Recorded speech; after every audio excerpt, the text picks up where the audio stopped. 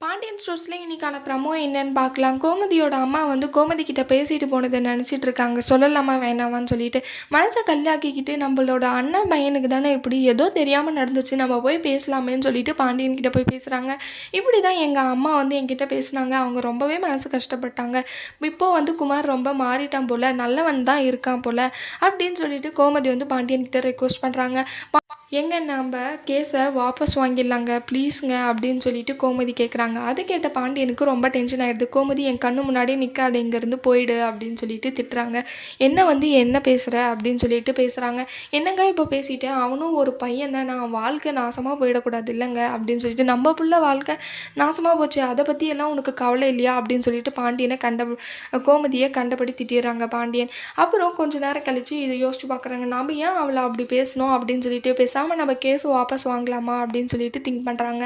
நம்ம இல்லைன்னா அந்த எங்கள் மாமியாருக்காகவாவது நம்ம பண்ணி ஆகணும் அப்படின்னு சொல்லிட்டு திங்க் பண்ணுறாங்க. இப்போது அவங்களுக்காக வாபஸ் வாங்குவாங்களா மாட்டாங்களான்னு வேற போகிற வீடியோவில் பார்க்கலாம். இந்த வீடியோ பிடிச்சிருந்தா லைக் பண்ணுங்கள். பாய்.